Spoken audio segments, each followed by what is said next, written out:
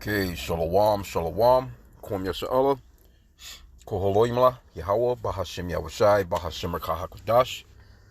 Double honors to our apostles and elders of Great Millstone who rule well, that by the Spirit taught us this beautiful truth, and just want to say the water to all the H.I.M and Akwaf that's out here sincerely keeping the laws, the statutes, and commandments of Yahweh, Bahashim Yahushai to the best of their ability. This is Yachanan Nawaf. Just coming at you with another quick lesson, praying that it's edifying by the Spirit.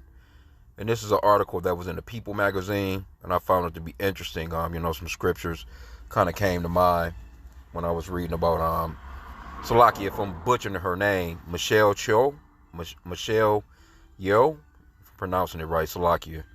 I may be butchering the shit out of her name, but I've seen a lot of her movies. She's actually a pretty decent actor. I mean, pretty good actor. I can't even front.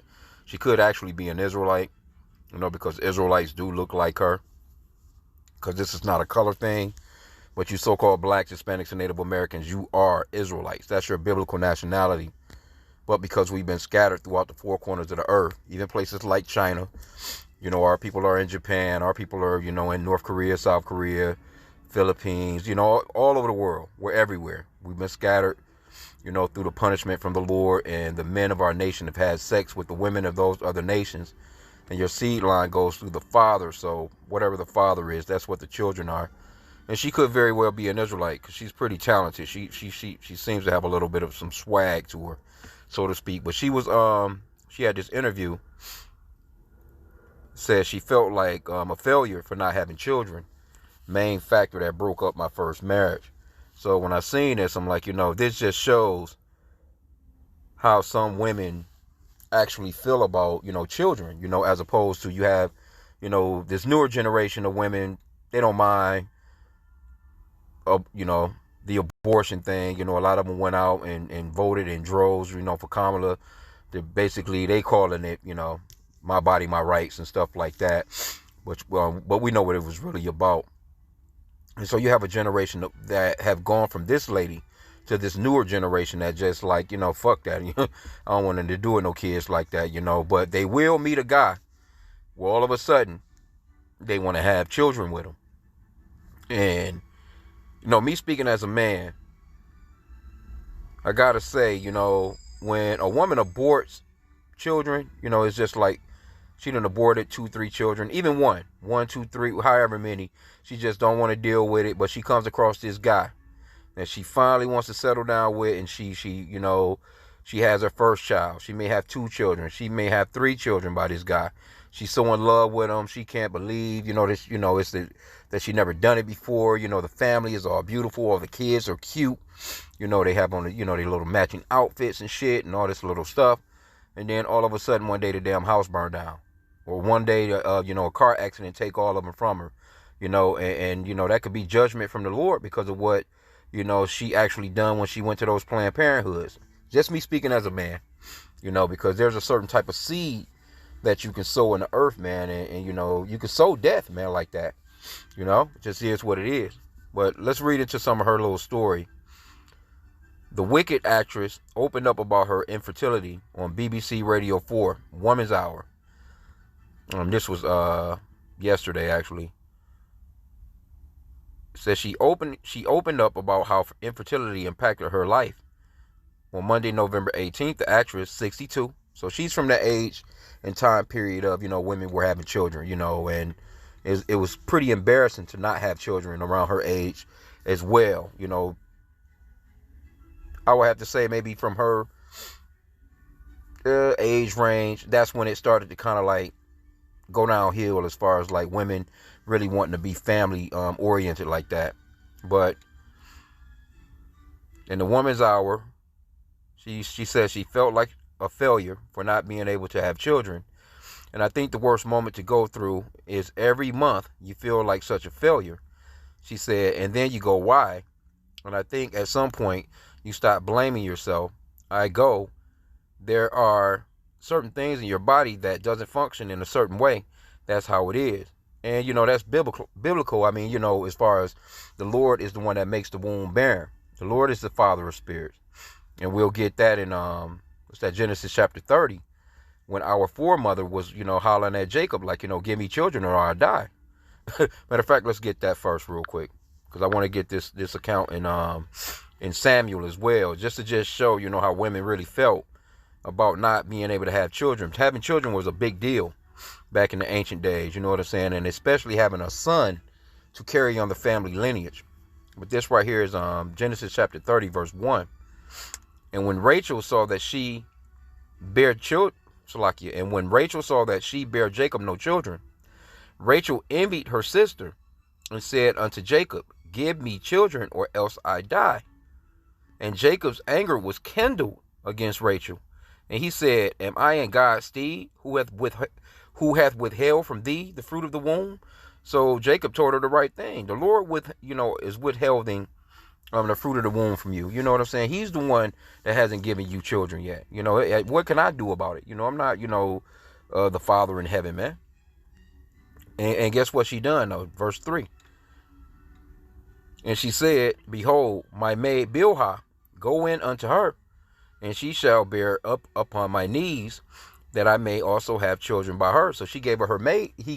She gave him her maid servant, which today that would be totally disgusting to the average woman. And living in this society anyway, you know what I'm saying, with the way shit is going, it could be disgusting. But in the ancient days, and still to this very day, it's still multiple women, and it's polygamy in certain countries and stuff like that. It's really just not practiced here in America, as far as like, really, that's your wife. Even though men have multiple women, and it's just kind of like a smorgasbord of fucking craziness, attitudes, shootouts and stabbings, but still men, they deal with multiple women because it's just within them to do. And they have, children by multiple women. And women are not supposed to have children by multiple men. It's just not scriptural. When a woman marries a man, that man is supposedly be the only man to ever touch her in her life unless he passes away. That's the only time she can deal with another man. But here in the Americas, you got women that's running around here with 3, 4, 5 baby daddies. So, everything is off course here in this kingdom, right? But do you think that this lady would have allowed her husband of this first marriage that she's talking about, do you think she would have allowed him to have another woman? He could have impregnated her. They both would have been his wives. Nah, man, because this is the society that you're living in. So she goes on, she says, she added, you just had to let go and move on. And I think you come to a point where you have to stop blaming you. Well, no, it's not your problem. I mean, it's not your fault if you can't actually have children. And you can clearly see she's a nice looking lady. She was really, very beautiful when she was younger. She's still a nice looking lady to this day, so. She said she also opened up about how her infertility impacted her first marriage with businessman Sir Dixon Poon, to whom she was married from 1988 to 1992. Yeah, so she was in her 30s back then. Explaining that it took a long time for her to come to terms with not having her own biological children. Yet, she added, because that also maybe would be the main factor that broke up my first marriage. Right? So I'm thinking, this is who she's with now, today. This is another guy. Which, he probably already had children, because they older anyway. It says, however, the Wicked Star revealed that the breakup was necessary, as in 10 years or 20 years, I still can't give him the family that he craves. Well, that wasn't no reason to break away. I'm not sure if she was the one that broke away from him, or if he broke away from her, but that was no reason for the marriage to end, you know what I'm saying? Because, like I said, if this were the ancient days, then he would have just had another wife, or concubine, you know what I'm saying? I mean, that has happened. That happened with our foremother, Sarah, with Isaac. Isaac had Ishmael because our foremother, was barren until she was like 99 or something. She had, our forefather Isaac, when they was old, man. They was damn near 100 years old, man. So that was another situation where the Lord, had kept her, barren. But in the meanwhile, we talking about a day and time where people was having, man, 30, 40, 50 damn kids. Or at least the men, you know what I'm saying? But a woman, average woman, man, she could have easily had 15 kids or so. 15 to 20 kids possibly, depends on, because they lived longer. The food was a lot better. Water was a lot better. They were a lot healthier. She could have easily pumped out, shit. I mean, on my dad's side, it's 13 of them. So I mean, it was, and that was within this time period. Shit, you know what I'm saying? But it goes on to say, she went on to urge couples to have conversations about family planning at the beginning of their relationships. Poon went on to have children, with her being the godmother. Okay, so her first husband had had children with another woman, but she became the godmother of the first child. Well, she just would have been a mother anyway. You know what I'm saying? She would have been the first wife, so to speak. Anyway, she would, So I'm not sure, like I said again, if he broke away from her or if she broke away from him. But if she broke away from him, that would be adultery.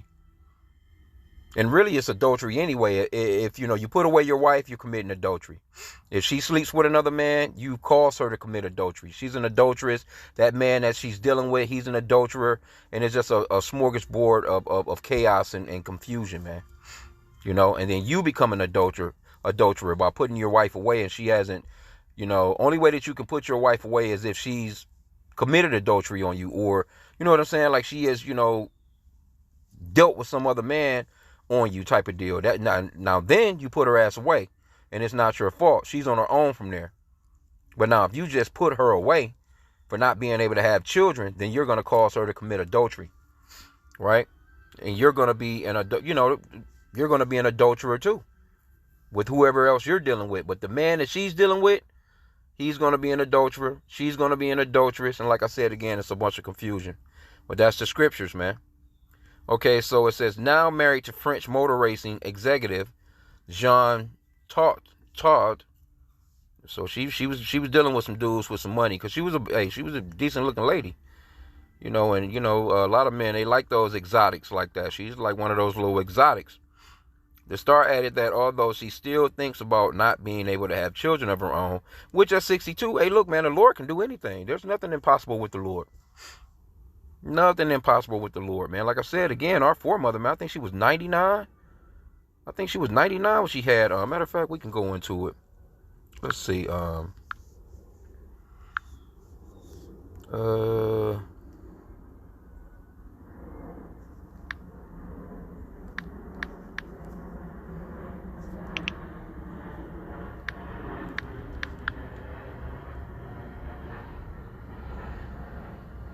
Okay, so Genesis 11:29, and Abram and Nahor took them wives. The names of Abraham's wife was Sarah, and the name of Nahor's wife Milcah, and the daughter of Haran, the father of Milcah, and the father of Ishkah.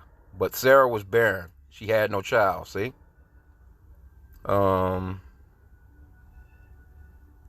it's a lot going on here with that. Let's see.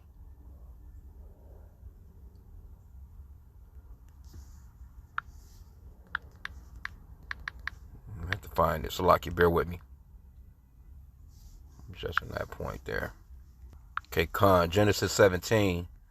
Let's start here at verse 16. It says, and I will bless her and give thee a son also of her. This is talking about Sarah. Matter of fact, he changed. That's when their names got changed. Verse 15. And Yahweh said unto Abraham, as for Sarah, thy wife, thou shalt not call her name Sarah, but Sarah shall her name be. And I will bless her, and give thee a son also of her. Yea, I will bless her, and she shall be a mother of many nations. And she shall be a mother of nations. Kings of people shall be of her. Then Abraham fell upon his face and laughed, and said in his heart, shall a child be born unto him that is 100 years old? And shall Sarah that is 90 years old? So she was 90 years old. So, hey, so 62 is nothing, man, for the Lord. That's nothing, man. Okay, but she married this guy. The star added that although she still thinks about not being able to have children of her own, she is grateful to be a grandmother thanks to her stepson. Okay. It says, I'm 62. Of course, I'm not going to have a baby right now. But the thing is, we just had a grandchild, she said. Then you feel You're still very, very blessed because you do have a baby in your life. Okay, but no, hey, she never know, man. Shit, fuck around, and she find out. Because the Lord, hey, it's nothing impossible with Yahweh by H.I.M, man. But let's get this. Let's go to Samuel as well. Now this was with Samuel's mother. Samuel, 1 Samuel chapter 1 verse 1. Now there was a certain man, a Ramoth Azephim, and Mount Ephraim, and his name was Elkanah, the son of Jeroham, the son of Elihu, the son of Tohu, the son of Zeph, and an Ephrathite. And he had 2 wives. Okay, here we go. The scripture says this man had 2 wives. Now we know in the scriptures that biblically it's lawful to have more than one wife. You know, I know in this day and age, would it be wise? Because these scriptures still stand. Would it be wise though for a brother in America to have 2 or 3, 4 black women? Are you crazy? Dealing with the shit that we have to deal with in this place, in this kingdom? No, it wouldn't be wise. But scripturally, is it wrong for a man to have multiple wives? No, it's not. It's in the scriptures. The 12 tribes of Israel come from 4 women. Right? 4 women, 4 different women. And a lot of Christians don't even know that. They don't even know that. Okay, but it says, and he had 2 wives. The name of one was Hannah, and the name of the other Peninnah. And Peninnah had children, but Hannah had no children.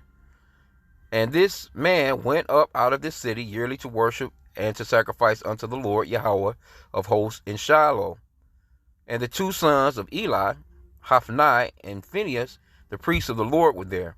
And when the time was that Elkanah offered, he gave to Peninnah his wife, and to all his sons and her daughters portions. But unto Hannah he gave a worthy portion, for he loved Hannah. But the Lord had shut up her womb. Right? And her adversary also provoked her sore. So, you know, this lady is clowning her so bad, you know, she's considered to be adversary to her, for to make her fret, because the Lord had shut up her womb. And as he did so year by year, when she went up to the house of the Lord, so she provoked her. Therefore she wept and did not eat. So she was crying and shit. Then said Elkanah, her husband, to her, Hannah, why weepest thou? And why eatest thou not? And why is thy heart grieved? Am not I better to thee than 10 sons? So Hannah rose up after they had eaten in Shiloh, and after they had drunk. Now Eli the priest sat upon the seat by a post of the temple of the Lord. And she was in bitterness of soul, and prayed unto the Lord, and wept sore. Now she's going through all this because she don't have no children. She's weeping sore. She's praying to the Lord. But here you go. You popping up at Planned Parenthood, killing off the baby, man. Crazy. This is how far we've come. This is how far we've fallen as a people, or as a nation of people. Because there was a time, man, when our women were very nurturing. Now the shit. They say, hey, if a so-called black if a so-called black man can make it out of his mother, man, he might have a chance in life. Because his very first war is whether or not she's going to even have him. Crazy, bro. Verse 11, and she vowed a vow. She went so far as to vow a vow. You know, really, in reality, it's not wise to vow vows to the Lord, man. But she vowed, and she kept her vow, though. But if you're not willing to keep those vows, man, you don't ever do no vow to the Lord, man. Matter of fact, the scriptures talks about that. I think it's in Ecclesiastes. You know, it talks about vowing to the Lord and not performing your vow, man. That could get your ass put to death, roughly paraphrasing. And she vowed a vow. I'm trying to think. Matter of fact, let me see if I can find that. Okay, it's Ecclesiastes 5. Let's see, though, I think. Let's get verse 1, too. Keep thy foot when thou goest to the house of the Lord. Ecclesiastes 5 and 1. Keep thy foot when thou goest to the house of Yahweh, and be more ready to hear than to give the sacrifice of fools, for they consider not that they do evil. Be not rash with thy mouth, and let not thine heart be hasty to utter anything before Yahweh. For Yahweh is in heaven, and thou upon earth. Therefore let thy words be few. For a dream cometh through the multitude of let me see. For a dream cometh through the multitude of busyness, and a fool's voice is known by the multitude of words. When thou vowest a vow unto Yahweh, defer not to pay it, for he hath no pleasure in fools. Pay that which thou hast vowed. Better it is that thou shouldest not vow than that thou shouldest vow and not pay. Suffer not thy mouth to cause thy flesh to sin, neither say thou before the angel that it was an error. Wherefore should Yahweh be angry at thy voice and destroy the work of thy hands? So be careful about the vows, man. I don't do it, personally. That's me.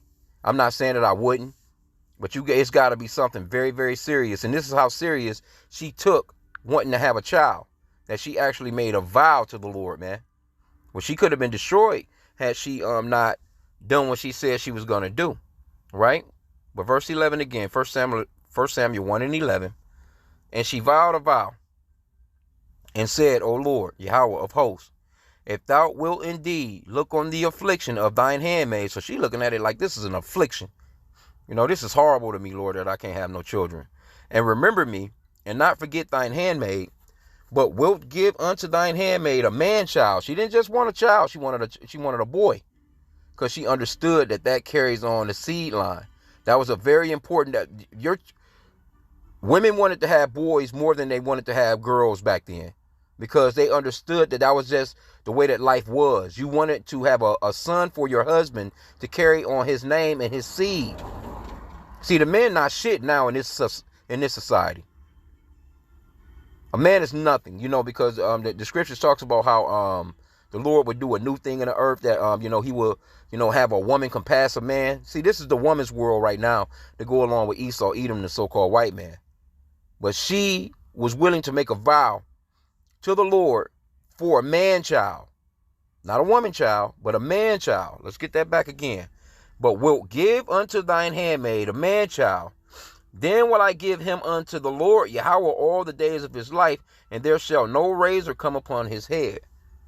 So she just wanted to have the baby. And then when she had the baby, she gave the baby away anyway. She didn't give it away on no abortion. No, of course not no abortion, but not even on no adoption type shit. She brought the baby to, the priest, man, Eli. He was raised up with Eli and became one of the greatest prophets, man, in the scriptures, man. He was hearing from the Lord at a very young age.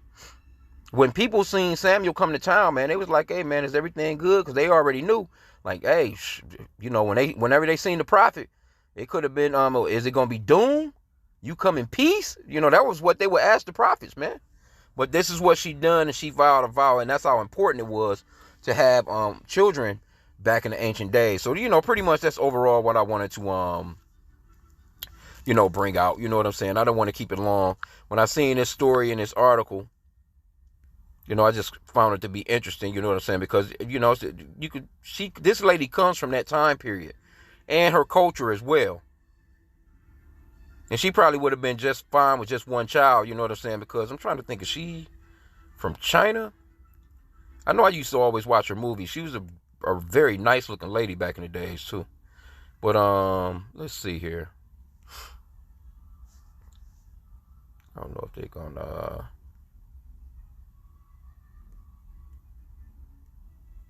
yeah, man, she go way back. Golly, that's 1985. She was a little cutie. Yeah, she go way back, 93. But she, as you can see, she really hasn't aged, and that's one of the the regimens of those particular women. I want to say I think she is a Moabite, or supposedly a Moabite, but I think she might be an Israelite though. See, here she go, and Tomorrow Never Dies. Shit, that was one of the James Bond flicks. I remember her in this one the most. Crouching Tiger, Hidden Dragon. And you can clearly see she hasn't changed much. Her look hasn't changed much at all. This was 2002, The Touch. She got a nice amount of movies under her belt. Memoirs of Geisha, if I'm pronouncing that right. That was 2005. 2008, The Mummy, Tomb of the Dragon Emperor. Star Trek, Discovery. In 2017 to 2020. She played on there for 3 years. Crazy Rich Asians. That was 2018. What else? Shang-Chi and the Legends of the Ten Rings. This is 2021. So, yeah, she got a nice little amount of hookups under her belt. Everywhere, everything, everywhere, all at once. Hey, now, how's it going now? What's up? What's up? Chilling. What else she got? Yep, and winning Best Actress 2023. And look at how she look. She still look about the same. She don't look like, but like I said,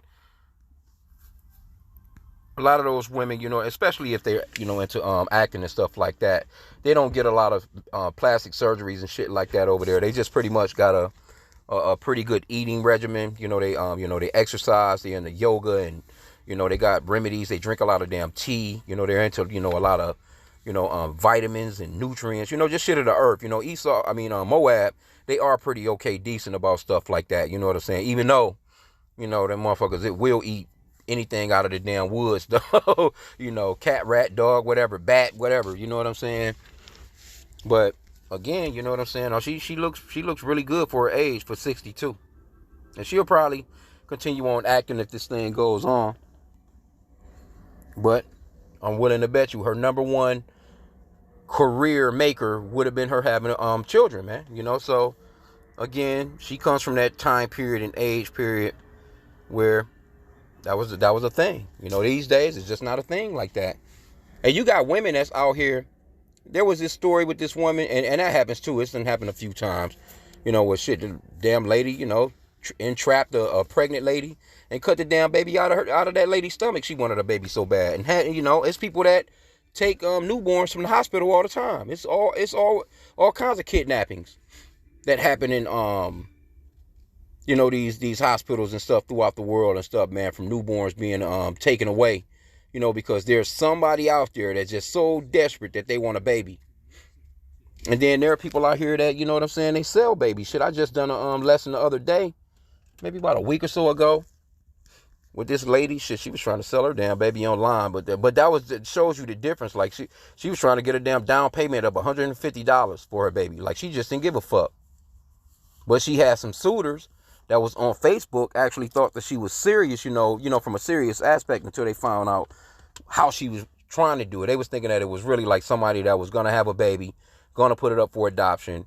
And there was a family, like 3 or 4 families that didn't have any children that, wanted to adopt a baby. But she was trying to get the damn baby, sell the damn baby for some dope. But anyway, there are people out here that, they will go as far as stealing a baby, man. That's how bad they will want one. As a matter of fact, it was a so-called black lady. This was a few years back.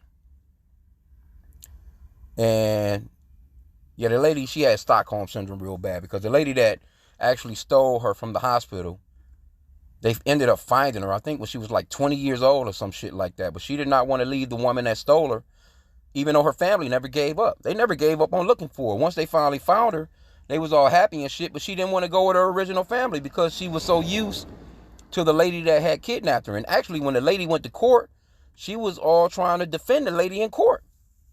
That was a few years ago. I think it was on one of them talk shows or some shit. As a matter of fact, let me see if I can find some on it. Yeah, that was 2018. It wasn't, super duper long ago, but this is her right here. It says, teen kidnapped at birth, speaks out as woman who raised her goes to jail. Kamaya Mobley discusses how she feels after finding out the woman she was always called mom kidnapped her as a baby. She still calls the woman who kidnapped her at birth mom. Says she's looking forward to the day when she walks out of prison. See, this is called Stockholm syndrome. This is what we be explaining when we talk about Israel, so-called blacks, Hispanics, and Native Americans that love America.